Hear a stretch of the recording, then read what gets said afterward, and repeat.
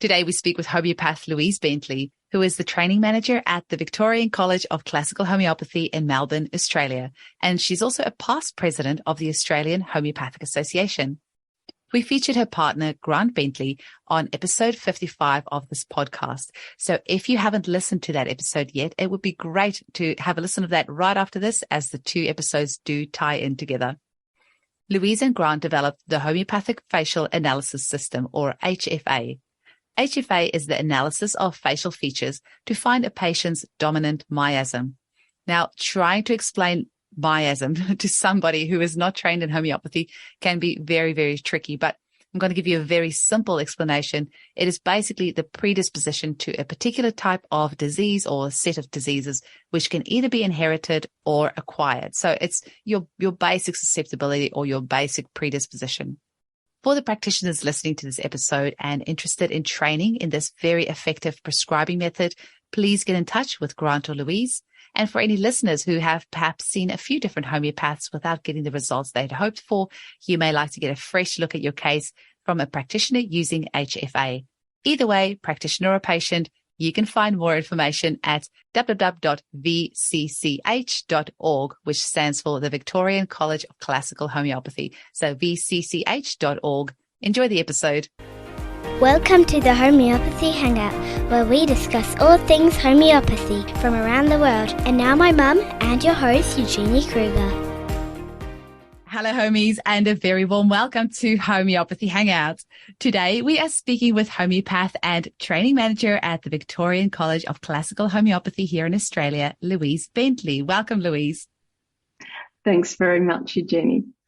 It's lovely to have you on the show today, and we have had your partner, Grant Bentley, on the show as well on episode 55. I wonder, can you tell our audience, Louise, how did you first get introduced to homeopathy? Oh, it was such a long time ago now. Back in the early 90s, possibly even the late 80s, I was working in the sort of generalized corporate area, and somebody walked in and just said something about, I said I had hay fever, and they said, have you tried homeopathy? I'd never heard of it, of course. Actually, that somebody turned out to be, I don't know if he's around, I'm going to say hi Graham Gummel, if you're out there, because he was linked to a college in South Australia for quite some time, and we're in Melbourne, of course. So we're sort of all kind of linked to Australian homeopathy. Anyway, he got me onto it. I went and saw a homeopath. I got some nice results. I got interested, bought a few books. And then later on, when that corporate area was sort of like so many things did in the early 90s, they were culling numbers, they were pulling back on everything. There were just redundancies going out left, right and centre. So I thought, well, I'm going to put up my hand. I'm going to go and study homeopathy. And there was a college in Melbourne. There was a couple there, actually. There was a few choices at that time. Not like that anymore, but and off I went, and I graduated in 1996. So this is, 26 years or something for me now. So it seems like it's been my whole life, but not quite. Amazing. And we had a chat before we started recording about you've had visits to India and pretty much all over the world doing all sorts of things, homeopathy and everything along the way. Traveled. Yes, we have travelled a bit, as part of the project that we started in 1999, I think, when we first started, probably just very late 98, but we always say 99. And like we were just discussing before, there's so many methodologies in homeopathy, so many ways of finding that elusive remedy or a couple of remedies that's going to really resonate. Like I always say to students, just first aid's a category, acute contagious is a category, then you've got the acute flare, then you've got the chronic. But we're talking chronic here, and I think most homeopaths understand that chronic is where the most amazing work is done. It's the most challenging to find remedies. And by the end of the 90s, Grant and I were having a discussion, as we often did. We talked homeopathy all the time and about all these different methods, and there was conflict. One would say one thing, the other would say something opposite. It was terribly confusing. He had done many classes on the organon and taught, of course, Hahnemann's miasm method, and he was very much a fan of Hahnemann, as most homeopaths are and should be, and he decided he'd just go back to the basics. He just sort of felt he wanted to strip it back to the rawness of where it all began and just really test things out in the clinic to try and get what were okay results to better, something a bit more consistent. And he stumbled across the facial features in 3 books. Allen, Roberts and Forbuster all made reference to the face in regard to miasms. And I remember thinking at the time, oh, Grant, miasms of all things, the most boring part of homeopathy.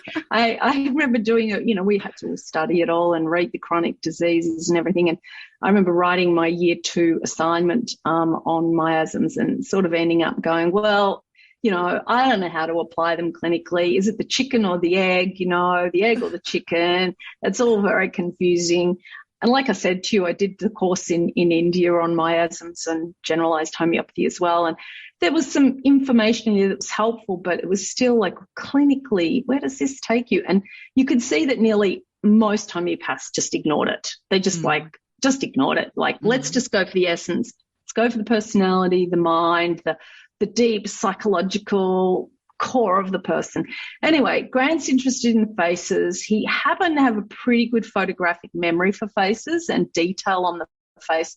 So he started building a dossier of the patients that had done really well on polycrests that we could fairly safely say belonged to a miasm. The 3 in particular were sulfur for Sora, Thuya for psychosis, and Mercury for syphilis. They were kind of like nobody would debate that. That's kind of a standard, right? So that was a good starting point.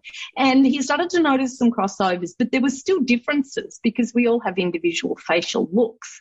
So it took 2-3 years of experimentation, but the bottom line was as he started to see these features on the face more, he would choose the remedies from the miasm that also repertorize. So it's not a direct face equals remedy. It's face plus totality. Face is the miasm. Totality is the miasm. Now let's choose the remedy. And the results started getting better. We were at a conference in Melbourne. I think it was 2002. Back in the days, I was on the Australian Homeopathic Association for quite a few years. I was president there for a bit and, we're quite really involved in it all. And Grant was asked to speak and he got a really good reception. The audience were really interested. Someone said to him, would you like to come to Sydney and speak? It was about a few months away and he said, oh, that'd be nice, And then they said, have you got a book? And he went, no, but I can organise that. No, of course, he'd never written a book. So that was the beginning of our venture into writing books. So I think we're up to about book number 8 or something now. I don't know. Wow. We've done a lot. But when you've never written a book before, you have no idea what you're in for, and it's quite a lot of work. Anyway, we got to Sydney. The book was ready. It was printed, all good. So that was great. And that was a nice, moderate sort of seminar because it was a new idea and people were a little hesitant about it, to say the least. And anyway, funnily enough, this Russian doctor just popped into the seminar. I can't remember her name now. I'd know it if I saw it, but, Russia's in the bad books at the moment, but in those days it was all fine. And she popped in. She couldn't speak English with her translator. And she really just wanted to promote herself. She happened to be in Australia. Anyway, they kind of had a little discussion and she quite liked Grant's ideas. She was a psychologist as well. And she took his book back to Russia. And so that was kind of interesting because later on we got contacted by this rather large homeopathic institute in Russia run by this neurosurgeon who was also a homeopath. We ended up going to Moscow 3 times, which was really cool, and Grant did most of it, but I'm always there in the background kind of helping with faces and questions and so forth and books and what have you.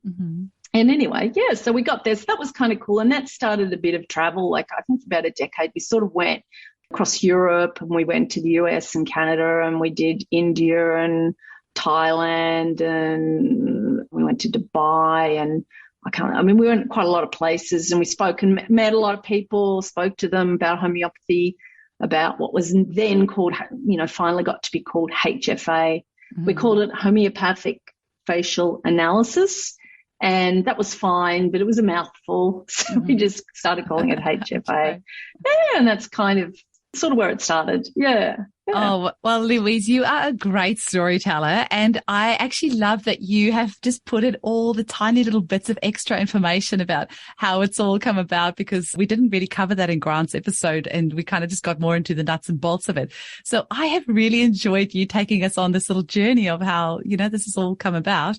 And as you're talking, I can just see you and Grant at a cafe, like looking at people's faces and probably like analyzing remedies. Is it possible for you to ever go out of the house and not see remedies everywhere you go?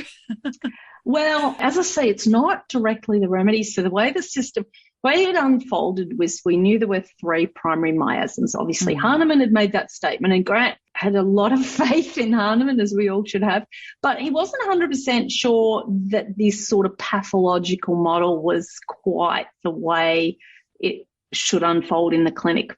And so he's always been open to questioning everything, not just taking things just because somebody said it, but to test it. He's got quite a scientific mind. So he started testing this, and then there's the tubercular miasm. How does that fit in? And we're like, well, that's, sora and syphilis joined. So then it was like, in India, they talked about the psychosora miasm and the psychosyphilis miasm, which they talk about in India, but not much elsewhere. But that seemed to make sense. If syphilis and sora can join, then why couldn't sora and psychosis and syphilis? So there you've got 6. And then everybody had been talking about this cancer miasm for quite a number of decades. I mean, even Donald Forbuster mentioned it in the 50s. So then that made sense. Well, that's the triple miasm. And that was like, okay, well, there's a model. And that triangle that, is on the books, that sort of that was just a visual that we created because we needed to sort of have a feel for what are we talking about here. And then we just stopped. There's 7, 3 primaries, 3 duos, 1 trio. That's it. Just 7. It doesn't go anywhere else. That's it. And that's played out in the clinic for 20 years.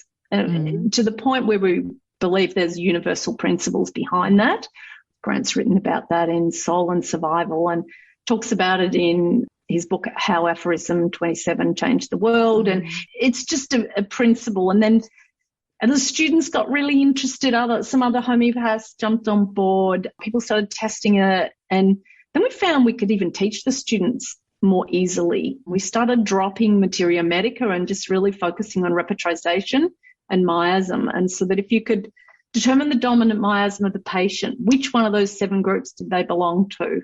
And then let's repetrize their case and look at the remedies in that repetrization that also belong to that miasm. So then we had to allocate, and Grant went through working with the traditional allocations but testing them as well. There are some older books that say silica is in the tubercular miasm, Well, we see it in the cancer miasm, or what we then called brown. And the story behind that is that a lot of the patients started to ask, well, why are you taking my photo? What's all this about? Some of them had been to homeopaths, and other homeopaths did not do that. So they wanted to know, what are we doing this for? And so then if their child or them, if they were the patient, came out in the cancer miasm or the syphilitic miasm, it wasn't really nice to use those words. You're in the cancer miasm, you're in the syphilis miasm. Sora might be the one that nobody questions too much, but some of the others, even psychosis, because if it's spelt with a P. Whenever I prescribe the psychotico bowel nosode, it's psycho, then I always feel like I have to apologize and explain to this person why I'm giving them a remedy called psycho. Yeah, exactly. So we found that. And so we just started talking about, even we were getting, our kids were really fascinated. They were bringing home their school photos of their friends. What do you think about them and them? And we're looking at all these faces, and we realized we just cannot use these pathological names. We just have to drop this. And we chose colors, and we just thought that Sora was more about dryness, so it got yellow for the sun. Psychosis was more about inflammation, so it got red. And syphilis has that drawing in, a bit like water, it sort of draws down, and so that got blue. And then it was just, colour matching from then on. The tubercular has to be green because it's yellow and blue, which is Sora and syphilis.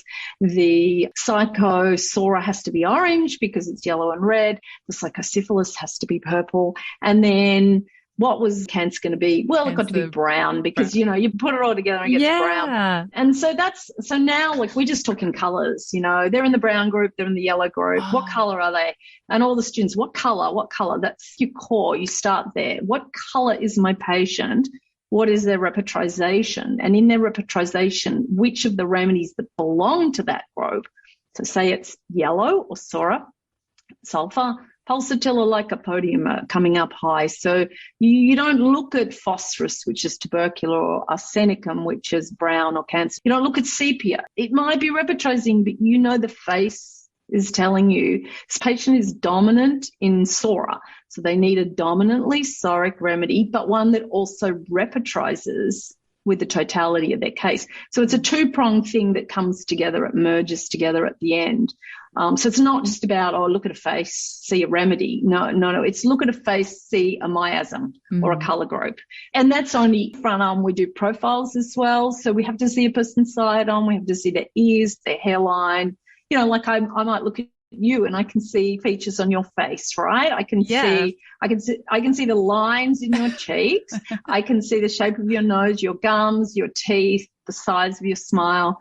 You've got downturned eyes. Like that all rates to one of the three primary miasms. And then we kind of build a profile of your face. So we go through the hairline, the forehead, the eyes, the nose, the mouth, the teeth, the chin, the ears, all the lines, the bridge on profile, the chin on profile, the nose on profile. And we allocate the three primary miasms. So, for example, you have some red in your mouth, red being psychosis. So the gums showing is a dominantly psychotic feature, but your teeth have some blue, right? That's because they're a bit crooked. That's the syphilitic there. But the smile. That's from not wearing your retainer. I did have braces as a child. So anyone listening out there, wear your retainers.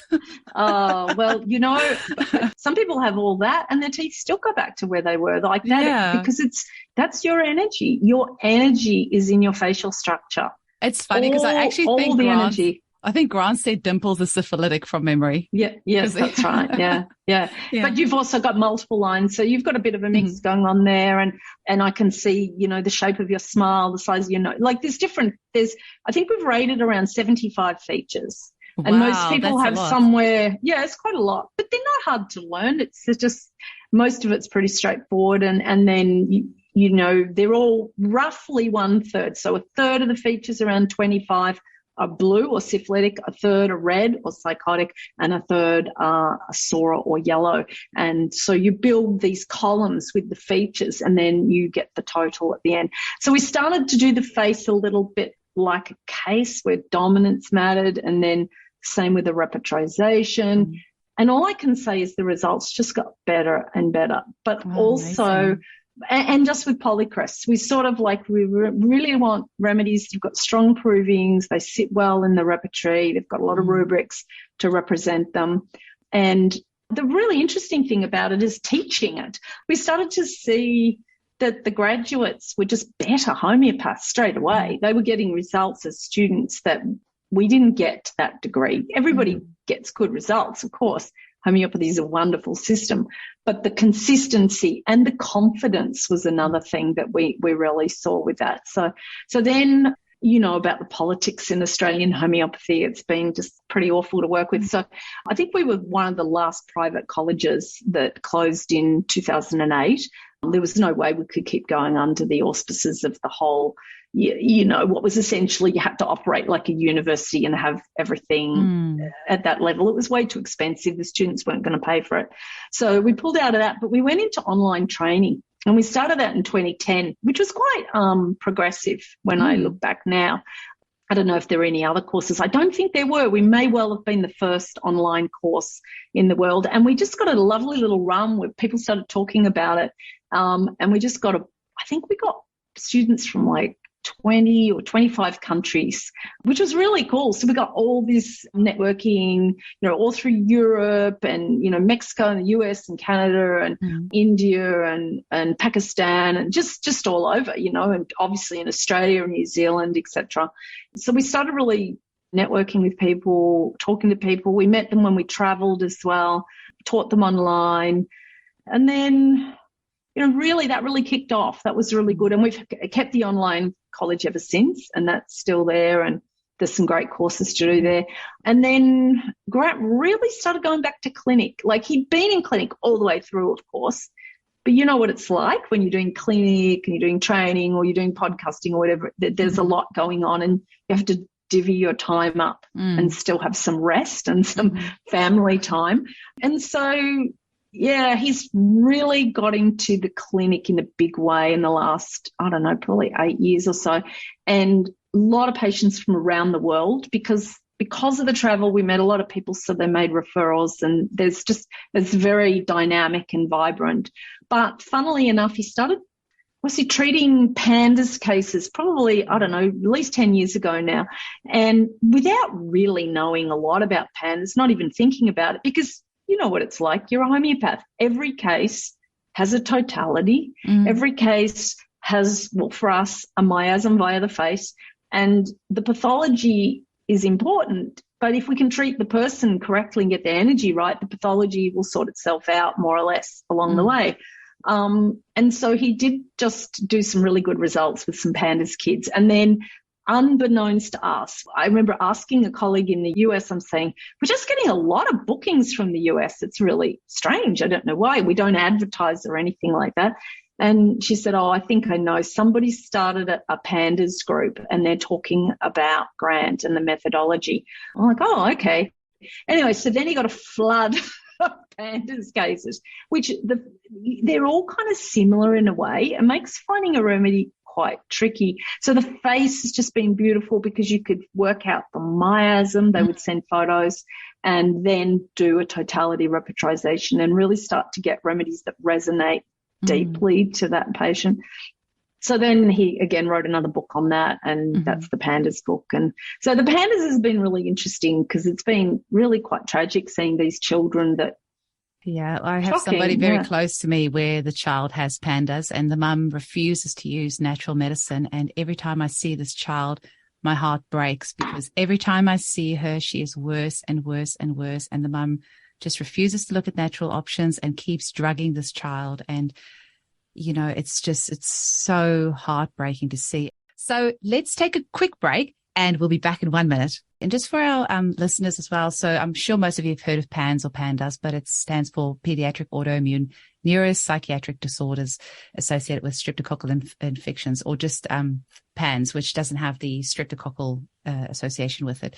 But we're seeing that more and more, all these kiddies with tic disorders and all sorts of issues due to, you know, overuse of antibiotics and just their guts being all out of alignment and so much antibiotics at misuse, which was absolutely the case of this little girl that I know about, where, you know, they are given antihistamines on a Friday night so they'd sleep better, so the parents can, you know, drink, and they would be given antibiotics for absolutely everything. So their guts are completely destroyed. So it's not really a surprise that this has then resulted from that, but it's definitely something that we're seeing a lot in clinic, and I really hope it's something that we can, you know, we can really help with. So that's amazing that he was able to make such a huge. Yeah, he's been able to make a massive difference with a lot of these children. I mean, there are variations. There are severely autistic or speak more retarded, and you can still do amazing things. But, you know, when someone's got a full-on from birth brain damage as such, there, you know, you are more limited with affecting that. Although I did do a case which is in the course, an amazing case. You said you wanted to know about a case. This is the most amazing case I've ever done. And I think I presented it at the Homeo Summit, which was in the US April this year, Homeo Summit, And Anna it's also, Jackson. Yes, Dr. Anna H. Jackson. Yes, she was on the with podcast Anna as well. Yeah. Yes. So I've done a course with her as well. I presented a course for her, CE naturopathic, so on HFA and how to use it and so forth. But this case was incredible. This child was just over 1 and had been born very premature, but then at I think around 3 weeks of age, had a severe stroke, and it was misdiagnosed, and the brain got flooded with blood and destroyed and basically put it in a coma.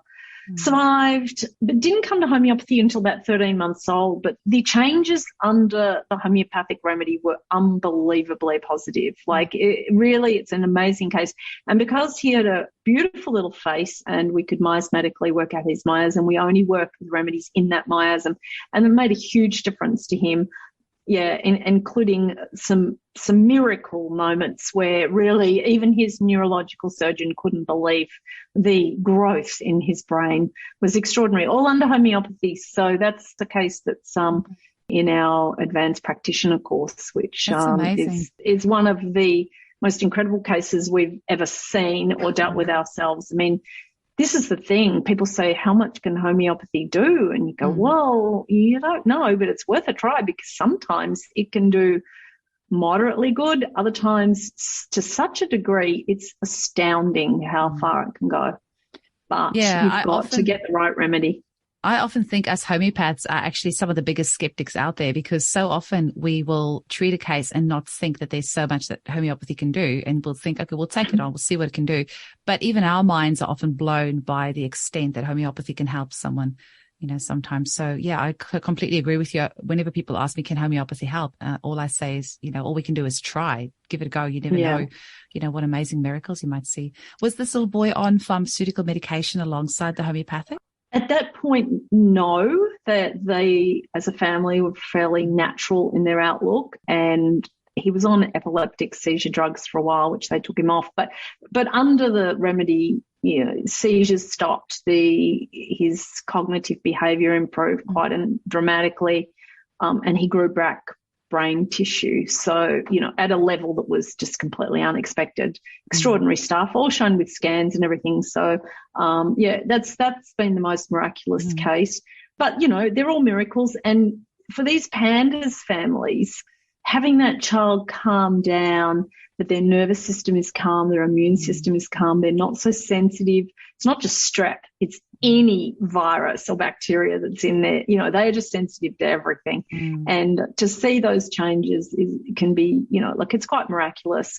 And people are really lucky if they can get across to a good homeopath who knows what to do and can give them the results. It's because there's nowhere near enough of us. That's the reality. So, and with all the propaganda against homeopathy and everybody within homeopathy being a bit personally pushy on their own method, including me. I'm really pushy on this method. I admit it freely. I've tried many other methods for about 10 years, which is a reasonable amount of time. And I love this. I love teaching it because I can take people through to being really competent really quickly. I love seeing those quick outcomes. We're getting around, and it varies because it depends what case is coming through, but generally between 1 to 4 remedies, around 70 to 80% of people are getting from a moderate to a quite good response, which is pretty good. And even to try and keep up with the pace of the clinic, because it's really almost too busy, because people have to wait quite a while to get in. So we've got a system going now where that they get their first remedy chosen for them just based on photos and a health performer, so not even an interview, which is pretty good. And even that's getting around 50%. 50% of people who just get the first remedy chosen for them off photos and a health performer, which is a proper top-to-toe performer. It's asking a lot of questions. It's about 5 pages to fill out.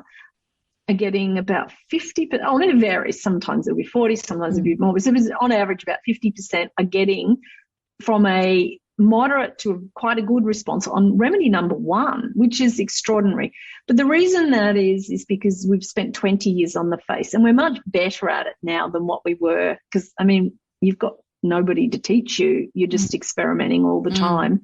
And although Roberts did his bit and Allen and Forbestar, they did not put HFA together. They only made observations, and this is a full system, and there's no doubt it works. And it's very exciting actually, because now I think I said to you, I'm happy to talk a little bit about the environment and the relationship. The relationship between patients and their environment. And that's what we're starting to find. We're getting the best rubrics. And it's so much easier.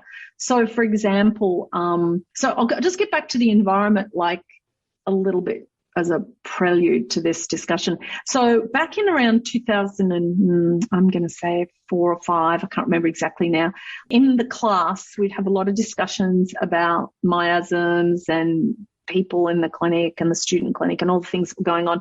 And there was this sense that there was something driving each of those miasms. And it was pretty obvious with Sora that it was what we termed outward motion, like so it goes whoosh, like a volcano full of sulfur goes up and out like that. And that syphilis goes inward. We know all about syphilis going inward. So we could see, okay, one goes outward, one goes inward, but we couldn't quite work out psychosis. Psychosis was like a mystery.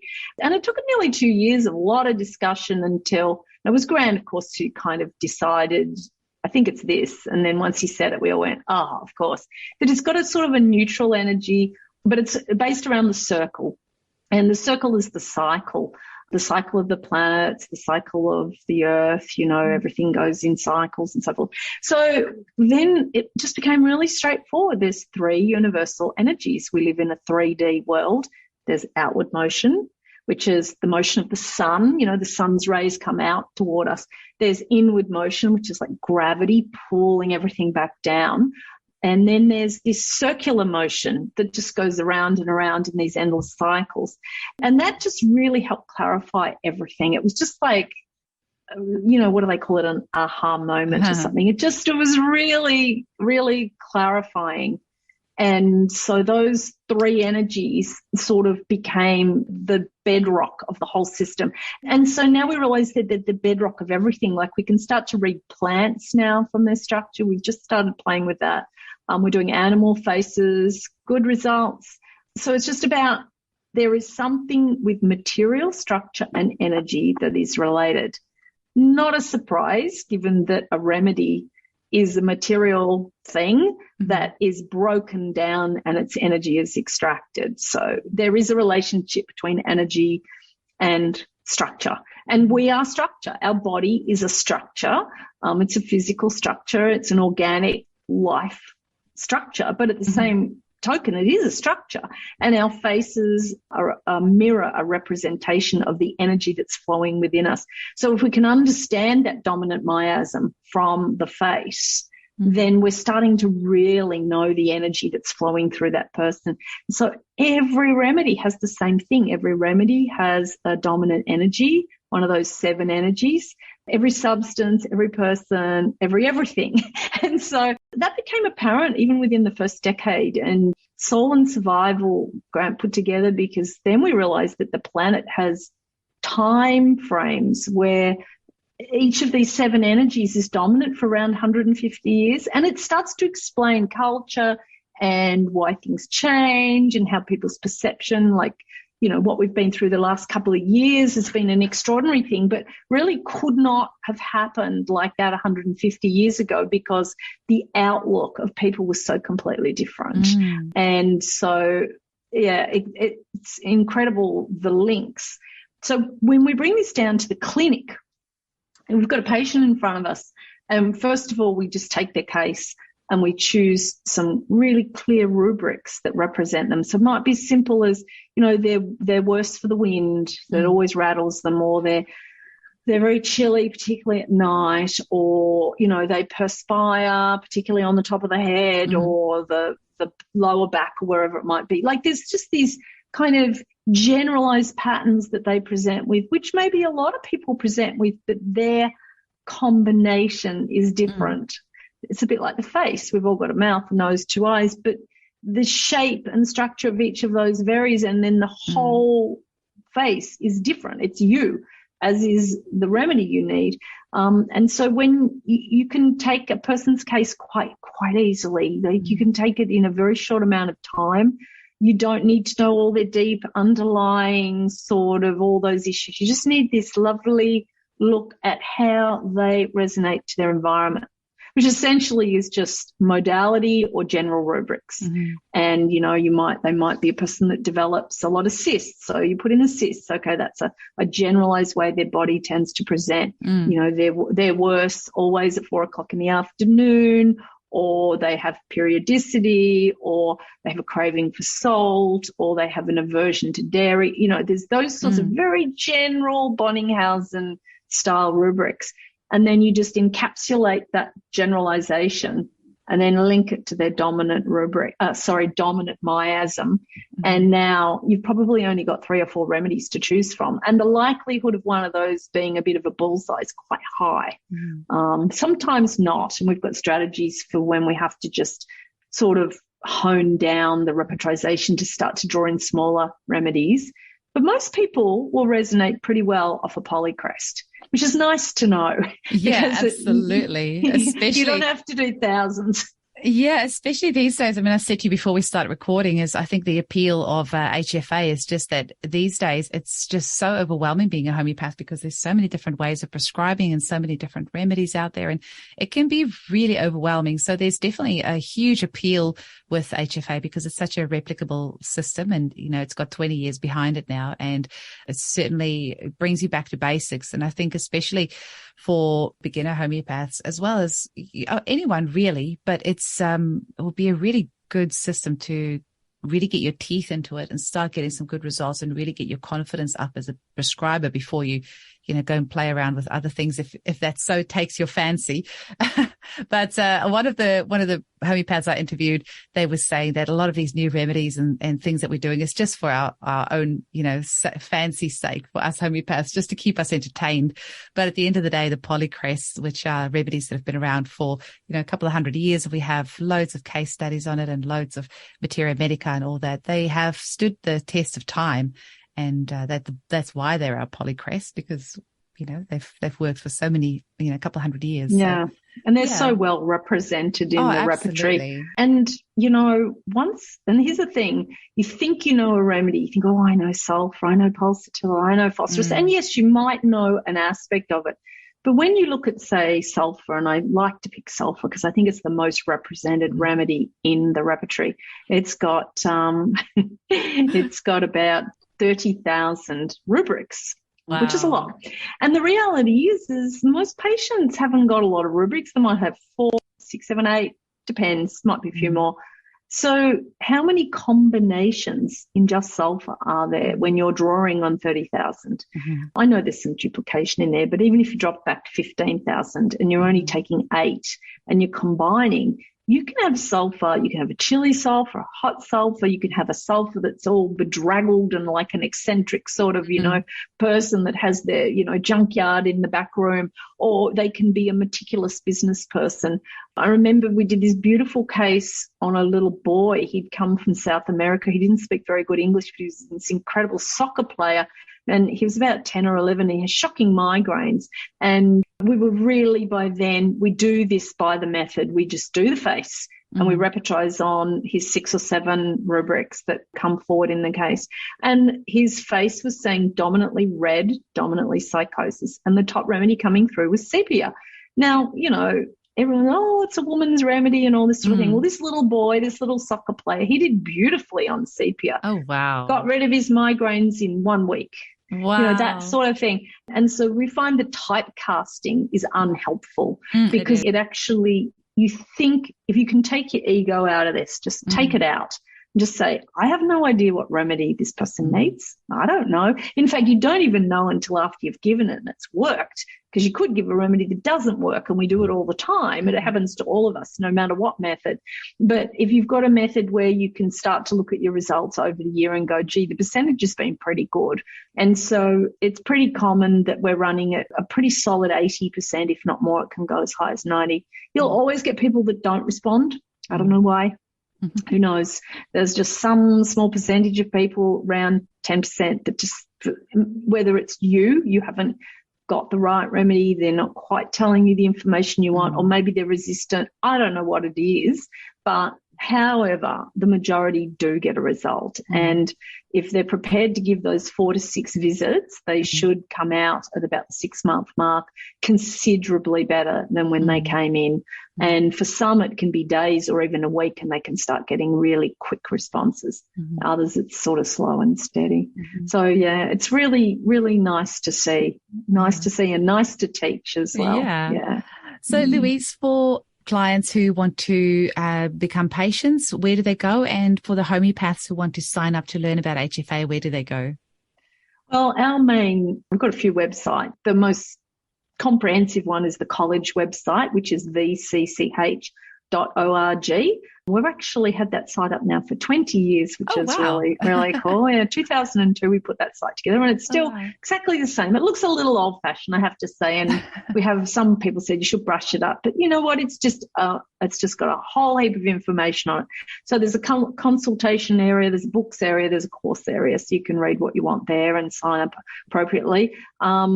We're probably we prefer more people do courses and learn how to do it themselves, although it's always fine to book in as a patient, but we're at a point where we really want to teach more people how to do it, because really you don't even have to have a background in homeopathy. You can learn.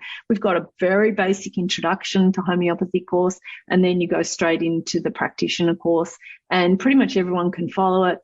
And if you're prepared to take your photos and learn to do the face, you've just got 70% of your case sorted up front, just done. Just get the face right and then just repertorize. And that's not a hard process. You obviously need a good repertory software package, and then you just bring the two together and you should be able to get a remedy that starts to resonate within a few tries. And case management, another huge area that we've really come to understand. The case management's where the individuality really lies, knowing when to repeat, knowing when to go up the potency, knowing when to stop, knowing when to change the remedy. That's a big thing that is often a little neglected in homeopathy. It's all about getting the first remedy, but then what? Exactly. Life is about management. Nothing stays still. We constantly are interacting with our environment. Our environment might change. Our stresses change. And the case management's a big deal. And so we put a fair degree of focus on that as well, so that not only can get a good start, but you can maintain it, which is important. Yeah. That first consult, I just wish more people could understand that. I always say it's just you just throwing a little pebble in the pond and then seeing what ripples come out of that. But it's really those follow-ups that are actually the most important. Really, like that first one is just building the rapport, just getting to know the person. It's just that initial little introduction. And then after that is when you really get into the meat and bones and like the nitty gritty of it all. Then you could really refine your prescription. And it's so important for our homeopaths to know how to do that confidently, but also for our patients to know that those follow-ups are really important and to stick to them and make sure that you stick with your homeopath. I mean, give them at least 6 months. You can't expect to really understand a person at their deep core if you don't give that homeopath a chance to really get to know you and really get to help you. Yeah. So, yeah, that's great. Well, look, that's absolutely true, depending on which methodology you use. And all of them, you need a bit of time because you might not be seeing the whole case in a particular way. There's different variations. Even with our methodology, the face, we may not get right the first time. We have fairly high hit rate, but depending on the photos, there are variations with cameras and light and this, that, and the other. So we give pretty good instructions there. But one of the nice things is we actually have been able to get results a little faster. And it's been noticeable that a number of patients that have come through that have seen quite a number of homeopaths. So they've really tried, and they've given homeopathy a really good go. In fact, you could argue, why do you keep trying? You haven't had very good results till now. But they do. Maybe it's because they know there's not much else sometimes for some problems. There really isn't. And, but we've had people with 4, 5, 6, 7, 8 different homeopaths they've tried prior. And fortunately for most, not all, but most, we've been able to get a result for them within a few goes because it was, and it'll be something like that. They were never given mercury. They were always given, I don't know, all these different remedies that it looked like, but they're dominantly in the syphilitic group. They're what we would call the blue group, and they need a blue remedy. Their face is telling us, and nobody saw that because they're not a classic mercury picture, right? So it still repertorizes if you care to repertorize it, and it matches the miasm and it works beautifully. And so the face it's like a doorway into remedy potential, and you don't have to feel the remedy. You don't have to worry about that aspect. You just repertorize and allow it to come to the top because you've done a good solid generals repertorization. And it's been really, really nice to be part of it actually. So yeah, if people want to know more, have a look at vcch.org and feel free to contact us, ask questions. That's fine. We're available for that. And we run a pretty tight ship, and we like to think that we provide a quality service. So we do our very best to help people. Yeah. Amazing. Well, I hope a lot of people take you up on the offer, because intuitively it does make a lot of sense to look at the face as a way of finding our answers, because it just so true. I think all of us resonate with it to some point, where you can look at a person's face that you've never met before, and you can get a really good feel for that person just by looking at their facial features, and the way that we, the dominant expressions and things that we have on our face does end up getting etched in over time, which, it's right there for everyone to see. So why not make use of this in homeopathy and, it absolutely is prescribing. It really is. And it's the doorway to who we are. I mean, we recognize each other by our faces. We express through our faces. Most of our senses, our eyes, our ears, our nose, our mouth are in this area. It's not, we've got tactile senses elsewhere, but the core senses are all here. This is the fullest expression of who we are. And if we can read that, if we can understand that, it just opens the case straight away. And the main thing it does is it filters out what we don't have to look at. Okay. So, it doesn't matter how great self is looking on the repetization. If they're not dominantly psoric, we're not wasting our time on it. Good thing about that too is we get very low aggravations. Because we're pretty sure the aggravations come from a remedy that's just in the wrong miasm for that patient. So the flow of the way their defense mechanism works is not matching the remedy, even if the totality is okay. And you can still get somewhere on totality without the miasm. But when you match the two together, just like Hahnemann said, like, he sort of knew, but for whatever reason, he chose the pathologies, and it just went off on a bit of a tangent. But everything he said is correct. If you remove the pathological interpretation and just take it as directional force, and that the miasm isn't to be removed either. It's part of your defense mechanism. It's the blueprint of your defense mechanism, your nervous system, your emotional interpretations, your immune system, nervous system, emotions, all of that. That is your defense mechanism. And you have a blueprint, and it's one of those 7 miasms is the blueprint. That's the blueprint. All yellow people have a yellow blueprint. They might need a different remedy within the yellow group, depending on their personality, their generals, how they react to the environment, etc. But the blueprint, you start to see similarities within the group across the 7. That's the book that Grant wrote, Soul and Survival, because he could see that fairly quickly. And that's interesting too. But in the end, it's the diagnostic of the face plus the repetization that's the 2 clinical tools that just, it's like cutting through butter. You just you're there, you know where you are. And it doesn't take very long after that. Yeah. So it's a very, I'm very proud that I've been part of it, and happy to share it and keep sharing it. And so thank you for such a lovely opportunity. It's such a pleasure. I mean, you absolutely know what you're talking about, and you can see the passion oozing out of you. And it's whenever somebody can be this excited about something 20 years down the track, they're onto a good thing. So thank you. I'd like to think so. Yes. Thank you so much for your time today, Louise. I really appreciate it. And I know that you've got to get a lot of people getting in touch with you, because this is something that sounds incredibly valuable. Yeah. Thanks so much. Thank you for having me on. It's a pleasure.